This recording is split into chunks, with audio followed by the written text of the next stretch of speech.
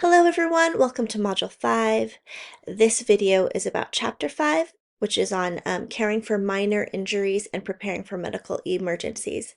And before we dive into the content, I just really want to encourage you that it's okay to take a break while you're watching the video, while you're exploring the content, because this topic can be triggering. There can be some graphic images. You can pause at any time. You can take a deep breath, drink some water, go make yourself a warm cup of tea or cocoa, take a walk outside, because we really want you to feel your best while you're exploring this content, so that you're in a calm, regulated space. So that you can absorb this knowledge and be a force for good. Because with this content, you help to make your home, your school, your classroom, your community, whatever space you're in, a safer place for you and everyone else. So, with that, take a deep breath and here we go. All right. So, when an emergency happens, how do you honor your body's stress response? And what do you do to help yourself become ready to help? I think in a different, previous generation, it's like you just plow through. Whatever happens, you just plow through. And now science is showing us that that is not the best way to process through or journey through a challenging time, right? It's okay to just take a moment and be mindful. What is my body feeling? Am I unconsciously holding my breath because I'm feeling stressed, right? Is there tension in my body? Well, if we take that time to intentionally be mindful of where we're at and do what we need to be in our best state, that's when our prefrontal cortex is going to be engaged. That's when we're going to be able to engage and activate those best emergency responses. So, um, in the moments that you have now, make that a practice. Check in with yourself. Where am I at? Because when an emergency comes, then you'll be able to do so and activate those self-regulating strategies quickly, right? So that you can tackle the challenges ahead. So we need to be in our best state in order to be most ready to help. So our learning objectives are identify and evaluate environmental health and safety risks for young children. We're going to think about where we are in the world, right? In Southern California, there can be earthquakes, right? It can be really hot. There are insects and bees around, right? So thinking about these risk factors in our environment and how we can optimize the safety for the children and families in our care. We're going to think about analyzing and evaluate effective methods of promoting safety with our children, families, and staff, right? How can we create safety plans and put them in place so that everyone's on board, everyone is in alignment? When something happens, we all know what to do. That includes the youngest person in our classroom, and that includes the most senior administrator, right? Um, we're making sure that we're examining the roles and responsibilities of the teacher in managing injuries and illness in the classroom. And that really starts with us first. Where are we at? Do we have the knowledge? Do we have the training? Do we have the up-to-date current practices in our toolbox to make sure that children are safe and well cared for? And for demonstrating strategies for developing and evaluating health, safety, and nutrition policies and procedures. And we're doing that each week as we go through our safety checklist project and spending time in that discussion and making sure we're not just that we know what to do in terms of having a safety checklist and looking at environment, whether it's a playground, our own homes, or a classroom, and making sure we're optimizing that safety in that space. So we're going to start off with the management of injuries and acute illness. And I know this can be a little hard for people. So take a deep breath. You're going to be equipped with some of the tools and strategies to be able to help. And that's always what I think of when a hard thing happens is number one, making sure that I'm breathing because I personally, I tend to tense up and stop breathing when I feel triggered or I feel anxious about something. So my first thing is always take that deep breath in when something happens, right? Take a deep breath and just know that I can help. That's what helps me. So think about what strategies help you to re-engage in moments of crises. So, I want to talk about an emergency. An emergency is a situation that poses an immediate risk to health, life, property, or environment. And I want to say this really clearly because a lot of times when we do these quizzes or these discussions, people think about emergency as like, oh, someone's like bleeding to death, right? I'm not talking about that. Emergency is an immediate risk to health, life, property or environment, right? So if you have a volcano goes off, right, that is an emergency. It's going to destroy that beautiful landscape. It's going to pose a danger to the communities in the wake of that volcano, that property danger, right, which is shelter, homes for children and families. And most emergencies require urgent intervention to prevent a worsening of a situation, right? So, for example, if a child has been stung by a bee and you know that they're allergic to bee stings, well, if you look at the emergency plan, perhaps there's a note saying, hey, you need to administer an EpiPen. If you don't administer an EpiPen, that child's life might be in danger, right? So that's considered an emergency. So think about some examples of each, and you can talk about it in this week's discussion as well. All right.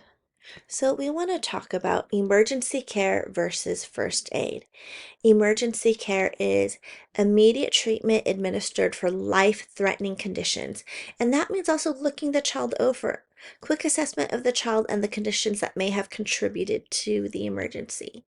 And for first aid, where it's treatment administered for injuries and illnesses that are not considered life-threatening. So, just because a child has a paper cut and bleeding does not mean that that child's life will be in danger, right? So that would be considered a first aid. Washing out the wound, administering a band-aid if needed, that's first aid. That's not that's not considered emergency care because a paper cut usually does not lead to death, right? So think about some examples of each and feel free to talk about it in this week's discussion. So we're going to talk about first things first. In whatever situation we're at, just like when you're planning your curriculum, right? When you come up with your different lesson plans, you want to be prepared ahead of time. And it's not to say that we don't take advantage of spontaneous teachable moments. That's not what I'm talking about. But when you come to safety preparation, we want to make sure we have advanced preparation, recognizing the neighborhood we're in, the community that we're in, the geographic location we're in and what emergencies tend to happen. Like, for example, here in Irvine, I know that a lot of times when we go out for walks, we may see coyotes, right? There's a lot of bees and wasps going around. I'm going to teach my students ahead of time, what do we do when we see a coyote, right? When we walk in our community, we're going to make sure that we're walking, holding onto the walking rope or holding onto the stroller. I want them to know that they can't run ahead of me, right? In case there's a coyote right around the corner, right? I'm teaching them these things ahead of time before we walk outside into our neighborhood. This is my puppy. She needs some love right now. She came to say hi. The other thing is recognizing that we are human, right? Knowing that when we encounter a stressful situation, our bodies are going to respond in certain ways. And we want to make sure that even though that stress response is something that's natural, it's very natural that it happens, it may not be the best response to emergency, especially when we have little ones that we are protecting, right? and keeping safe. So we want to make sure that we're being very careful, that we recognize that we're a human, and also really equip ourselves with the tools to overcome any trigger responses we have that might not be the most effective when we're trying to keep people safe. So that means honoring and caring for yourself, taking deep breaths, recognizing your important role as a role model and a helper. So if an emergency happens, you're not just going to start screaming, right? You're going to make sure that you take deep breaths, that you're calm, and that you follow the disaster plan so that everyone can be safe. And then thinking about what happens afterwards. And I want to talk about this being a role model. Um, I've had situations where a bee has flown into my classroom, and I've had teachers just start screaming, and that doesn't help. That's not being a good role model. So, like ahead of time, it's good to have that staff training. If something happens in your space, as the adult in the space, right, as the person that's in charge of that space, what are you going to do to model the best response when something happens, right? Screaming, waving your arms around, running around is not the best example of what you should do when a bee flies into the classroom, right? All right. So, also, when we talk about basic first aid, a lot of times we need to talk about gloving up. We love our students so much. Sometimes they feel like our own children, our own nieces and nephews, our own younger siblings.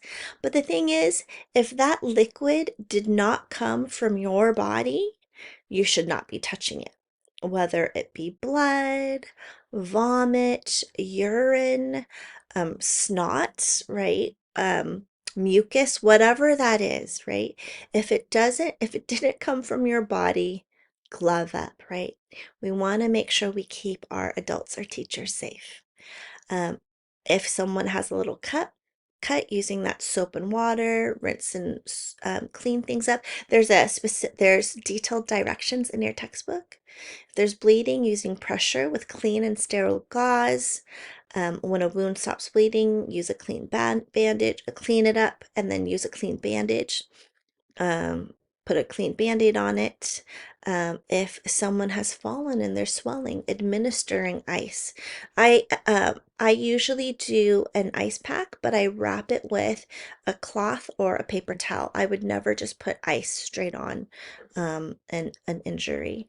And then what are some other things that you would administer for basic first aid? And this is a good space to kind of think about uh, information from your text versus some of the previous practices from previous generations that we know aren't best practices. Like, for example, I remember a long time ago when a child is burned, right? There's that saying is, oh, if there's a burn, put butter on it.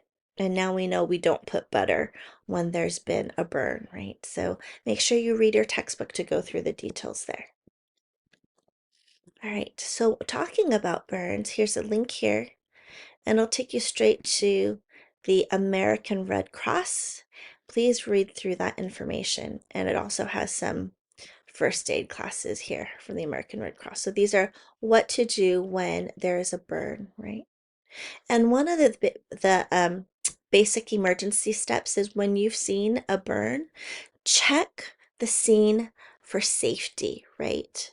Form an initial impression and then obtain consent and put on the proper protective equipment as appropriate. Because you don't know if the burn is an electrical burn, is a fire, because you need to be safe first before you help someone else. There's my annual training that I do. Um, let's see here. I want to make sure I am still recording. Okay, great. Sometimes I accidentally stop recording. So, um, there was a situation where there was a woman and she was lying in the middle of the street and someone just walked over to help. But what they didn't realize is that an electrical cable had downed and there was water on the ground. So then the person that went to help also got hurt, right? So now it's just not just one person down, it's two people down. So you always want to evaluate the scene. Other issues, additional issues, broken bones, head injuries, injuries to the mouth, injuries to the nose and nosebleeds, poisoning, bites, and foreign objects in the body. All of these are very detailed, um, described in detail in your text, so you are responsible for reading those sections carefully. I wanted to show you something. I thought this was really important. I had a little one and he was jumping and he fell. Do you see this goose egg here? That is actually a better sign. If it was inverted, if it was caved in, I would call 911 right away because that could be putting pressure on the inside of the brain. When it swells out like this, it means that at least it's going outward. It's not putting additional pressure on the brain. And so you put ice and there's like a paper, there's a napkin under, you can't see it, but there's like a little napkin underneath there. So, and then it's an immediate call. For me and my program, no matter how slight it is, if a child has bonked their head, hurt their head, fallen, and hit the back of their head, for me, that's an immediate phone call home. I always I call the parents, I let them know what happened, and then the parent decides what they do. And then I also get an email confirmation of our conversation as well. So that if you call the parent and you let them know what happened and they said, oh, it's fine, just watch him, then you want to make sure that you go back and do an email documentation. This happened to little Bobby. I called the parent at this time. I described the situation. I offered the option for the parent to come and pick up their child, or since it didn't, I mean, this, if the injury didn't seem serious, I offered the option to have the child stay on site and that I would observe them and then provide updates. And then you would write down, oh, the parent decided like to pick up their child and take their child to the pediatrician, or parent decided to keep the child on site with me providing hourly updates, whatever it is, and just make sure the parent provides confirmation for that email saying, yes, I've received this email and this is accurate, whatever it is. You always want to make sure you document just in case something happens, right? We never want anything to happen, but in the event that something happens, you need to protect yourself and your program too. And this is something that people don't realize. If there is gross negligence on your part, it's not just a violation to the site. The adult could lose the ability to work anywhere around children. So when it comes to safety, we're not messing around, right? We have to be very careful and take those additional steps for precaution. All right. Importance of first aid and CPR training for teachers and parents. Immediate and effective first aid and CPR can save lives and prevent serious injury and long-term disability. And I also want to say that this content in Module 5 is not meant to be a substitute for becoming certified in first aid and CPR. And I want to say here, and I've said it before, per law, there just needs to be one adult on any program site that's certified in first aid, pediatric first aid, CPR, and AED. Like, not every teacher has to have it, but I will tell you from my own life experience that everyone should. When my children turn 16, they go to this training with me and they do the full training with me. Um, I really believe in this, and I will say that I have saved lives. Actually, not my students, actually, not my classroom, but those of my family members, right? So, um, you never know when an emergency will happen, but don't you want to be the person that knows what they're doing and knows exactly how to help? So just think about that for a second.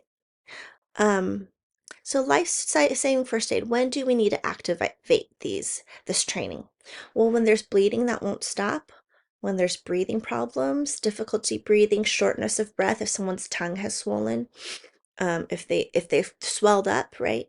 Change in mental status, such as unusual behavior, confusion, difficulty arousing. I've come across one time I was taking my dad for a colonoscopy and we were on the side of the road and there was an elderly gentleman lying in the dirt And we asked him, we said, hey, can we help you? Are you okay? And he said, I'm fine, I'm fine. And he wanted to be left in the dirt. But we actually went into the hospital and asked for help right away because usually, from observation, it's not normal for an elderly gentleman to be, lying in the dirt. And he just seemed really confused, um, and didn't seem very alert because that could indicate a stroke, right? So we want to make sure we know what the signs and symptoms are and be able to provide um, timely assistance, right?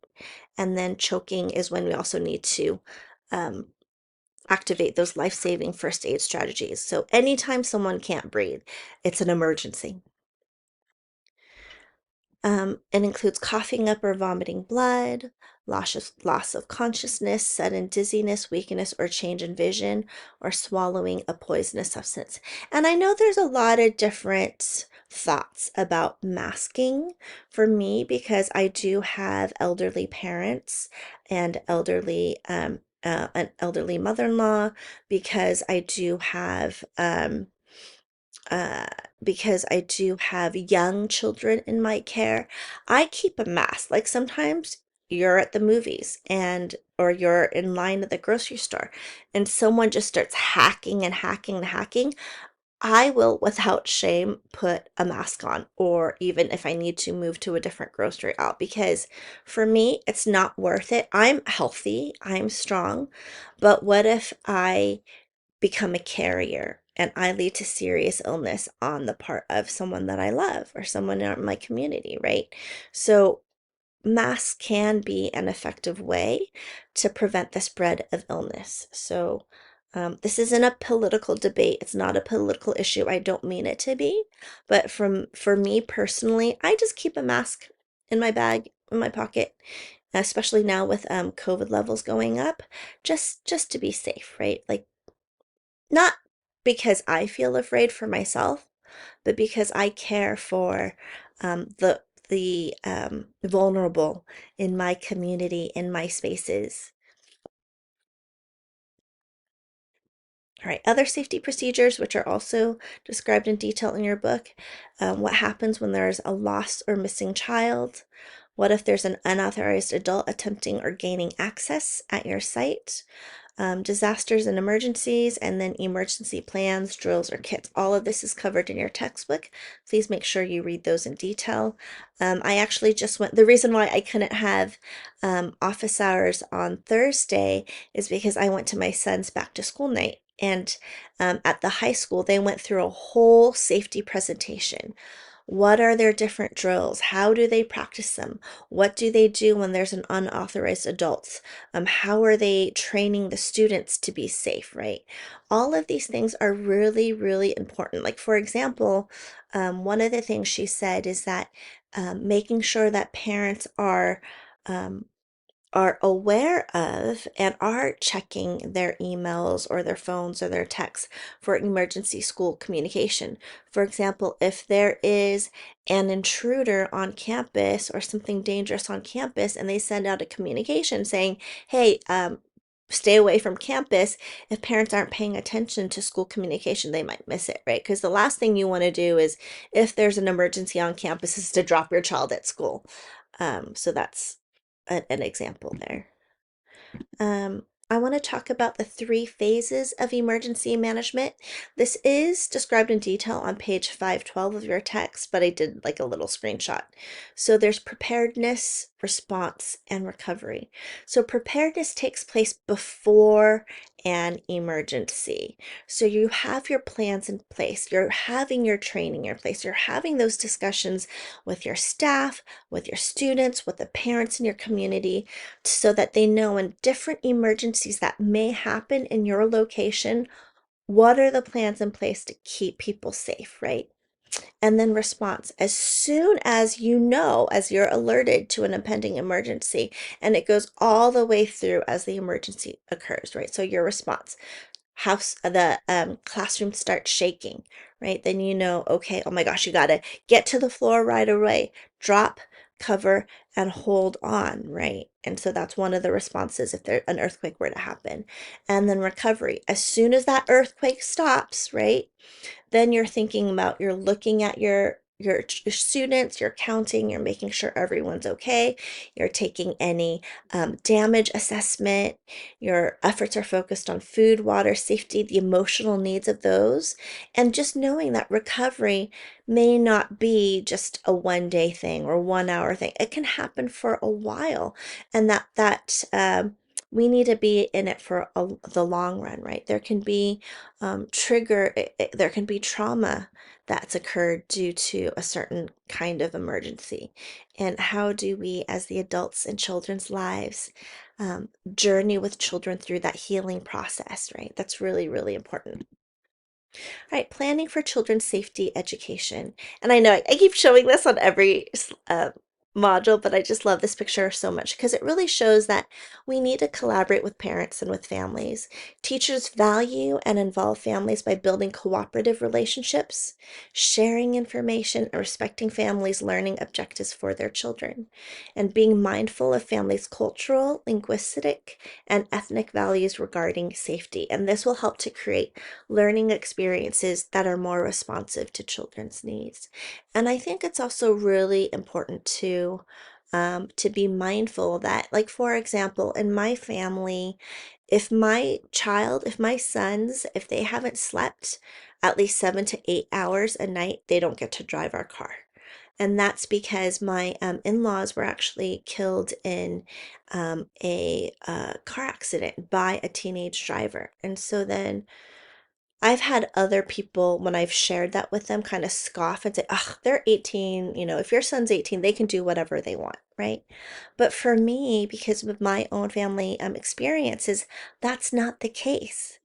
If um, having experienced what we experienced for our particular family, that is our boundary for our son to be able to use our car. And we know science shows us, I just went to a safety parent thing. In order for a high schooler to get a parking permit on site, they need to go through a driving safety class. And the Irvine police officer was saying, driving while you're tired is just as bad as driving under the influence, right? So it's really important to be mindful and attentive to sometimes the different experiences of families um, may lead to big feelings when it comes to certain lesson plans, and just being open and kind, open-hearted and open-minded is always what I always say to what's happening with families, and being there in a positive, supportive way is so important. And then need for teacher and service training. So ongoing in-service opportunities help teachers to stay current, especially in the areas of safety where new developments and information are always emerging. So again, an example of this is before they really in first aid, CPR, they talked about those rescue breaths, right? And now they're saying that actually, sorry, rescue breaths, like breathing into a child's um, nose and mouth, right? Young child's nose and mouth. And now we know that actually they prioritize the chest compressions over those breaths. So that's one example. What are some other things that you know of? Can talk about it in your discussion if you'd like. And then also, this I just really want to cover. I know I say this on every safety module, but effective safety instruction is based on 4 key designs. Safety topics related to and appeal to children's interests, address their developmental needs, and are free of bias.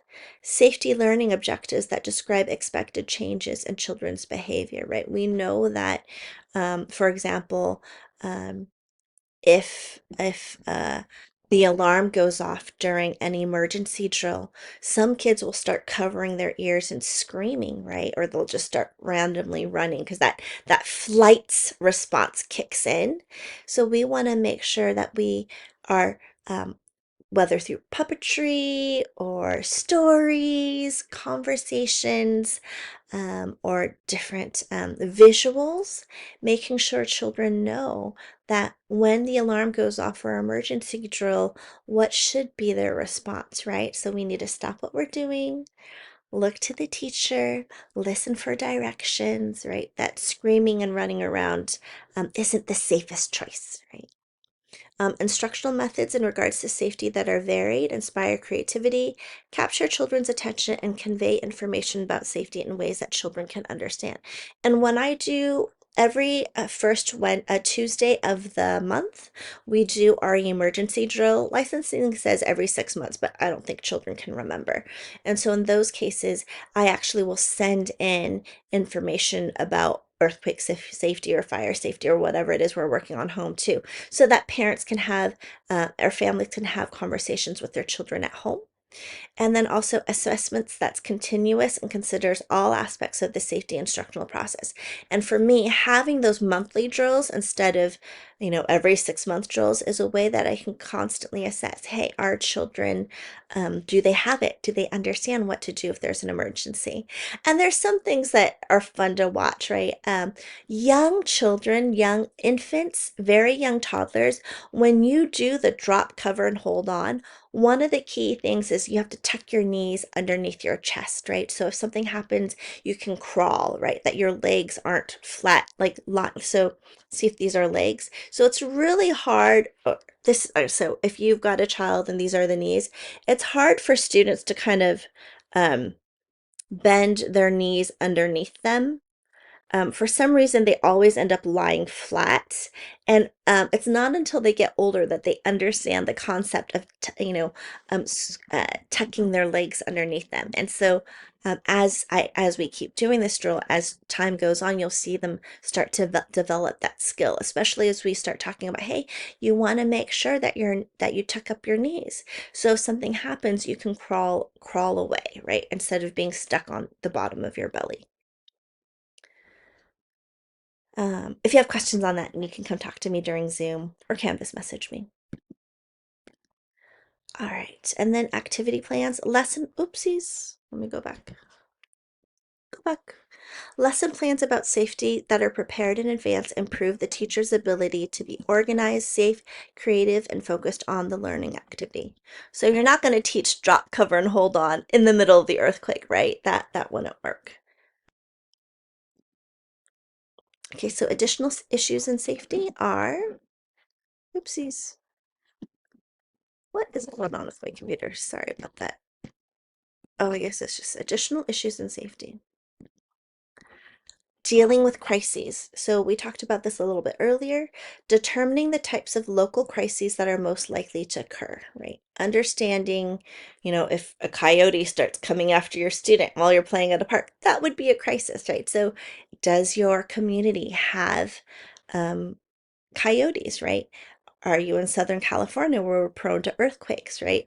Or are you in the East Coast, right? Where there can be snowstorms.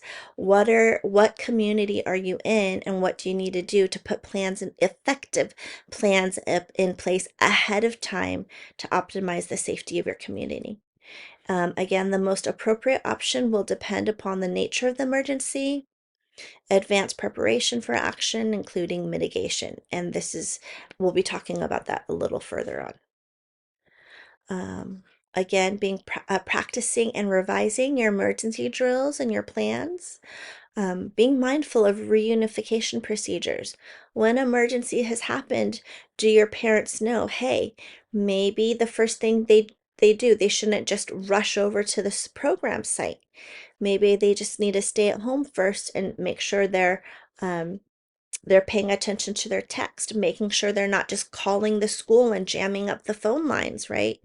In order to most expedite the reunification process. So for us, our parents know that if there's been an emergency, if our site is secure, then parents come here. But if there's been a huge earthquake and they get a communication, there's another site that we meet at, right? Um, Damage and needs assessment. Going through, it's not just the physical structure of your property, it's not just what happened to your cubbies, but also it's the emotional needs, right? The emotional healing that may need to take place, whether for adults in your program, the parents, the families, the students, everyone is important and everyone needs to have that care and honor um, given, provided to them. And then also a continuation of services, right? What happens after the emergency? What needs to be done, right? Food services, making sure that people have access to clean water, food, shelter, all those kinds of things. Mental health and emotional needs, again, for the youngest to the most senior, right? Understanding how to cope with disaster, emergencies, and tragedies, not just the physical part, right? But also the social emotional component of that as well. And I just always want to stress adults must also intentionally care for themselves as well in the midst of crisis using reflective practices, right? It's not just grin and bear it, right? We know that that's not the best way to process through challenges anymore. Being mindful of where you're at, being open to what services you might need as the educator, the adult, the mom or the dad, or the aunt, or what the primary caregiver in this case. What do you need, right? And then also, in addition to caring for the little ones in your care. All right, so check out these appendices. These are live links. So this is an example. This is in your online text. If you click on it, it'll take you straight there. This is an example of an injury incident form, right? In case you have to administer first aid, anything like that. This one is example, oopsies, let me go back to slideshow. Example of an emergency self-assessment form. So have you done an assessment of the types of emergencies based on geographic region? So make sure you take a look at all this. And then example of emergency responses. Here's a blank evacuation plan. If there's a fire, if there's a shelter in place, if there's a lockdown. And then this one is that emergency mitigation that I was talking about earlier. Right here. Cabinets braced to wall. If everything's safely hung on a stud. Fire extinguishers mounted to the wall. And I also make sure that fire extinguishers are in good condition, right? Like if you've used it before and that little indicator shows that it's low, then you might need to replace it. Making sure that your fire extinguishers are serviced is really, really important. And then also, was that was the example, I think, of the mitigation checklist. Yep. Okay. Going back.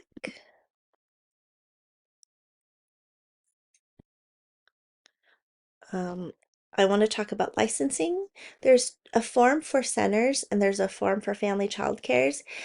If there's ever an incident where it's an unusual incident, something weird happens, whether or not unusual happens, like an earthquake or a fire, or if a child gets hurt and then like they break a bone and they need medical attention, if you're a center, you have to fill out this form. So you have to fill out this form and you have to submit the written report within 7 days, and you have to keep a copy of it in the student file. I would say do it same day or no later than the day after, because it takes too long, then you might forget. So this is all the different type of incidents. If it's something else, you explain it. So this is the form. You can look at that on your own. And if you're family child care, then it looks like this. So it tells you exactly what to do. There's general instructions for completion, and it tells you what to do. And what I do personally is whenever anything happens, I fill this out.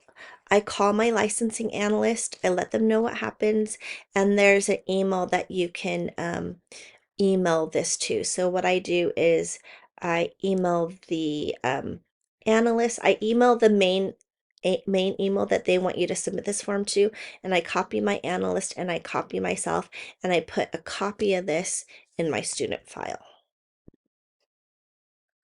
Um, oh, and then what else? And this is my encouragement to everyone to please get certified. So you can go to the American Red Cross, but whatever program you go to, you need to make sure they're EMSA certified, right? It's Emergency Medical Services.